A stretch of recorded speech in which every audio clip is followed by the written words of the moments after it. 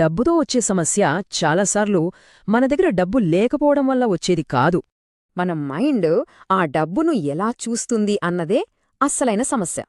ఎందుకంటే మనలో చాలామంది డబ్బు సంపాదించడానికి సంవత్సరాల తరబడి కష్టపడతారు. కాని ఆ డబ్బుకి సంబంధించిన నిర్ణయాలను కంట్రోల్ చేస్తున్న మన హిడెన్ సైకాలజీని మాత్రం ఎప్పుడూ గమనించరు. అందుకే జీతం పెరిగినా స్ట్రెస్ తగ్గదు, ఎంత ఆదాయం వచ్చినా మనశ్శాంతి ఉండదు. ఎందుకంటే మన ఫైనాన్షియల్ లైఫ్ని దెబ్బతీసేది నాలెడ్జ్ లేకపోవడం కాదు, మనకు కనిపించని మన మైండ్ సెట్. మనం తీసుకునే నిర్ణయాలన్నీ చాలా లాజికల్గా ఉన్నాయని మనం అనుకుంటాం. కాని నిజానికి మన గతం, మన భయాలు, మన ఎమోషన్స్ ఇవన్నీ చాలా సైలెంట్గా మన డబ్బుకు సంబంధించిన నిర్ణయాలను శాసిస్తుంటాయి. ఒకే రకమైన ఇన్వెస్ట్మెంట్ను ఇద్దరు వ్యక్తులు చూస్తారనుకోండి. అందులో ఒకరికి రిస్క్ కనిపిస్తుంది, మరొకరికి అవకాశం కనిపిస్తుంది. ఎందుకు అలా జరుగుతుంది? ఎందుకంటే ఇద్దరి ముందు ఉన్న డేటా ఒకటే అయినా వాళ్ళ మైండ్ సెట్ వేరు. మన చిన్నతనం, మన కుటుంబం పడిన కష్టాలు, మన చుట్టూ ఉన్న పరిస్థితులు, మన భయాలు ఇవన్నీ కలిసి మనకు తెలియకుండానే ఒక ఇన్విజిబుల్ ఫైనాన్షియల్ లెన్స్ని క్రియేట్ చేస్తాయి.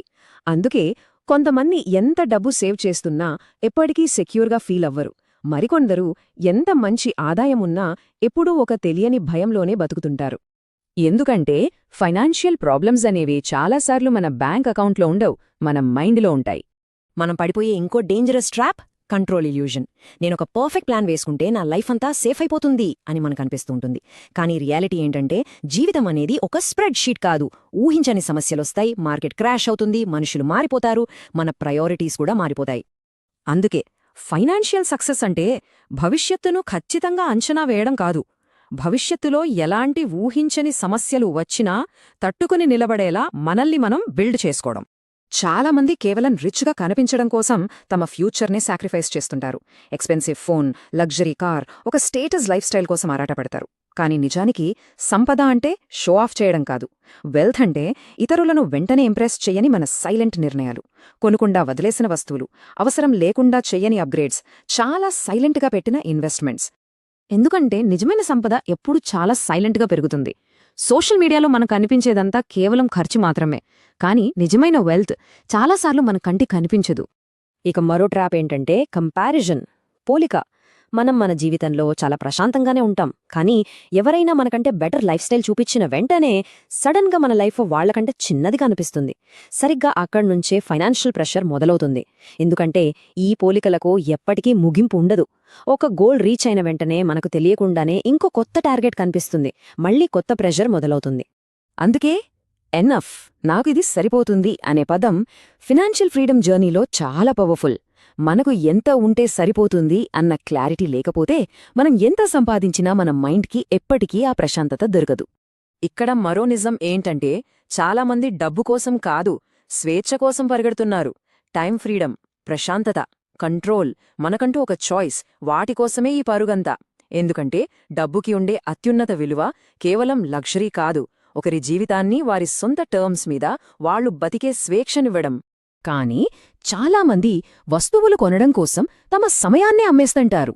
పెద్ద జీతం కోసం హెల్త్ని బలి చేస్తారు, స్టేటస్ కోసం పీస్ని సాక్రిఫైస్ చేస్తారు, పక్కవాళ్లని ఇంప్రెస్ చేయడం కోసం ఏకంగా తమ ఫ్యూచర్నే రిస్క్లో పెడతారు. చివరికి బ్యాంక్ బ్యాలెన్స్ పెరుగుతూ ఉంటుంది, కానీ వాళ్ల జీవితం మాత్రం చాలా ఖాళీగా అనిపిస్తుంది.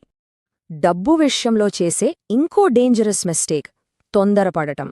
చాలామందికి క్విక్ రిజల్ట్స్ కావాలి, కానీ రియల్ వెల్త్ చాలా స్లోగా బిల్డ్ అవుతుంది. ఒక రోజులోనో ఒక నెలలోనో కాదు, సంవత్సరాల తరబడి చూపే క్రమశిక్షణ, కన్సిస్టెన్సీ మరియు ఓపిక ఇవే నిజమైన సంపదను సృష్టిస్తాయి. కాంపౌండింగ్ అనేది ప్రాక్టికల్గా చాలా బోరింగ్గా అనిపిస్తుంది. అందుకే చాలామంది మధ్యలోనే విసుగు చెంది క్విట్ అయిపోతారు. కానీ ఆ సైలెంట్ కన్సిస్టెన్సీ మాత్రమే అంతిమంగా అద్భుతమైన రిజల్ట్స్ ఇస్తుంది. కరెక్ట్గా ఇక్కడే చాలామంది ఫెయిల్ అవుతారు.